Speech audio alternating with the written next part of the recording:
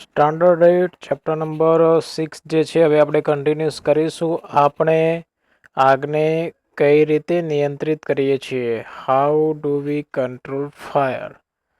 સો ચલો સ્ટાર્ટ કરીએ. તમે ચોક્કસપણે ઘર, દુકાનો કે કારખાનામાં ફાટી નીકળતા આગ વિશે જોયું અથવા સાંભળ્યું હશે. જો તમે આવો કોઈ અકસ્માત જોયો હોય તો તેનું ટૂંકું વર્ણન તમારી નોટપોથીમાં કરો. તમારા અનુભવની તમારા સાથીદારો સાથે વાત કરો. શું તમારા શહેર, ગામમાં ફાયર બ્રિગેડ સ્ટેશન છે? જ્યારે ફાયર બ્રિગેડ આવે છે ત્યારે શું કરે છે? તે આગ પર પાણી રેડે છે. પાણી જ્વલનશીલ પદાર્થને ઠંડો પાડે છે જેથી તેના તાપમાનને તેના જ્વલનબિંદુ કરતાં નીચું લાવવામાં આવે છે, જે આગને ફેલાતી રોકે છે. પાણીની વરાળ પણ જ્વલનશીલ પદાર્થની આજુબાજુ ઘેરાય છે, જે હવામાંથી મળતા ઓક્સિજનના પુરવઠાને કાપે છે, માટે આગ બુઝાઈ જાય છે. તમે શીખ્યા કે આગ ઉત્પન્ન કરવા માટે પાયાની 3 જરૂરિયાત છે. શું તેની યાદી બનાવી શકશો? તે છે બળતણ, હવા અને ગરમી. આ જરૂરિયાતોમાંથી કોઈ પણ એક કે વધારે દૂર કરીએ તો આગને આપણે નિયંત્રિત કરી શકીએ. અગ્નિશામકનું કાર્ય હવાના પુરવઠાને બંધ કરવાનું અથવા બળતણનું તાપમાન નીચું લાવવાનું છે કે બંને છે. એ બાબત નોંધવી જોઈએ કે મોટા કિસ્સામાં બળતણ દૂર કરી શકાતું નથી. માની લો કે જો કોઈ ઇમારતને આગ લાગે તો આખી ઇમારત જ બળતણ છે. બરાબર. જો સમજી લો આ શું કહેવા માંગે છે. હવે આપણે ડેલી આપણે ન્યૂઝની અંદર જોઈએ છીએ કે અહીંયા આગ લાગી. પેટ્રોલ પંપ પર વધારે જોવા મળે છે, અથવા તો કેમિકલની જે ફેક્ટરી હોય જે કાપડની જે ફેક્ટરી, ત્યાં આગળ વધારે શોર્ટ સર્કિટના કારણે આગ લાગે છે. બહુ એવી ઘટના જે છે, ગોજારી ઘટના, સુરતમાં આગ લાગી હતી તો 10 જે સ્ટુડન્ટો જે છે બળીને મરી ગયા હતા. એ બી એક ખરાબ ઘટના આપણા ગુજરાત માટે હતી. તો આગ લાગવાની તમે એ બી સાંભળ્યું હશે.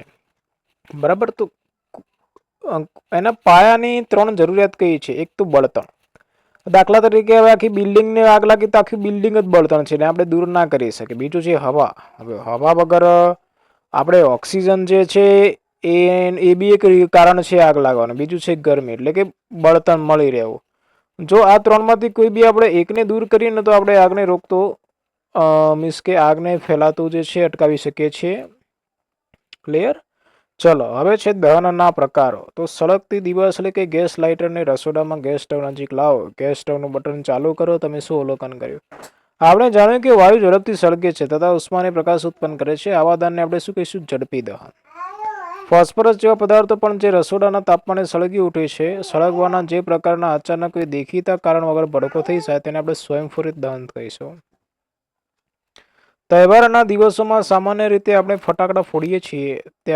જ્યારે ફટાકડાને સળગાવવામાં આવે ત્યારે ગરમી અને પ્રકાશ હવા ત્વરિત પ્રક્રિયા થાય છે. આ પ્રક્રિયા દરમિયાન મોટા જથ્થામાં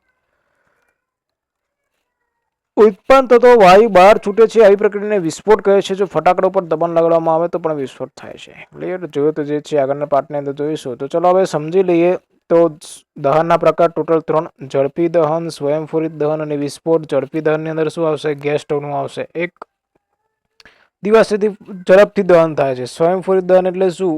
ગરમીના કારણે આ વધારે થાય પડ્યું છે અને અચાનક સળગી ઉઠે તેને સ્વયંસ્ફુરિત દહન કહીશું. અને વિસ્ફોટ એટલે શું? હવે દિવાળી આવે છે, તમે ફટાકડા ફોડશો તો જે ફટાકડાનું ફૂટવું જે છે વિસ્ફોટ એક અવાજ સાથે ફૂટે છે, માટે આપણે એને શું કહીશું? વિસ્ફોટ. ક્લિયર? કોઈ પણ પ્રકારની ક્વેરી છે પ્લીઝ મને કોમેન્ટમાં જણાવો. Thank you so much for watching. Please like, share and subscribe.